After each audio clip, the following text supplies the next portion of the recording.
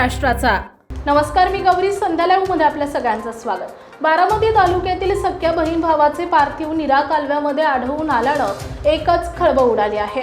3 दिवसांपूर्वी फलटण पोलीस ठाण्याच्या हद्दीतून दोघेही बेपत्ता झाल्यानंतर नातेपुते पोलीस ठाण्याच्या हद्दीतील नीरा कालव्यामध्ये त्यांचं पार्थिव आढळून आलंय। किरण काकासाहेब चोपडे वय वर्ष 26 आणि काजल काकासाहेब चोपडे वय वर्ष 23 राहणार मेकळी तालुका बारामती अशी त्या बहीण भावांची नावे आहेत। दरम्यान हा घातपाताचा प्रकार आहे की दुचाकीसह कालव्यात पडल्यानं त्यांचा मृत्यू झालाय। या दोन्ही शक्यता गृहीत धरून नातेपुते पोलीस तपास करतायत। काजल काकासाहेब चोपडे ही फलटणमधील एका इंजिनिअरिंग कॉलेजमध्ये 3ऱ्या वर्षातील प्रोजेक्ट संदर्भात माहिती घेऊन प्रोजेक्ट असलेल्या व्हॉट्सअप ग्रुपमध्ये ॲड करा म्हणून सांगण्यासाठी भावासोबत आली होती। काम झाल्यानंतर मंगळवारी 7 एप्रिल रोजी दुपारी ते कॉलेजमधून बाहेर पडले, परंतु घरी पोहोचलेच नाहीत।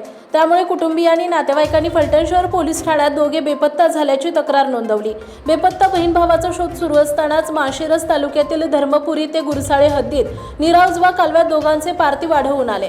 नातेपुते पोलिसांनी स्थानिक ग्रामस्थांच्या मदतीने पार्थिव बाहेर काढून पंचनामा केला। नातेपुते ग्रामीण रुग्णालयात शवविच्छेदन केल्यानंतर पार्थिव नातेवाईकांच्या ताब्यात देण्यात आले। सध्या आकस्मिक मृत्यूची नोंद करण्यात आली आहे। सहाय्यक पोलीस निरीक्षक विशाल वायकर यांच्या मार्गदर्शनाखाली अधिक तपास सुरू आहे। दरम्यान सहाय्यक पोलीस निरीक्षक विशाल वायकर यांच्याशी संपर्क साधला असता घातपाताची शंका घेण्यासारखी कोणतीच गोष्ट आढळून आली नसल्याचं त्यांनी सांगितलंय।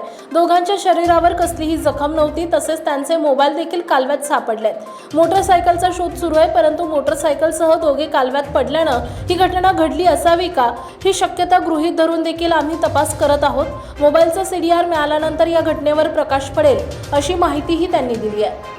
ताज्या आणि महत्त्वपूर्ण बातम्या पाहण्यासाठी आजच आमच्या संध्या लाईव्ह न्यूज चॅनलला YouTubeवर सबस्क्राईब करा आणि बेल आयकॉन प्रेस करा।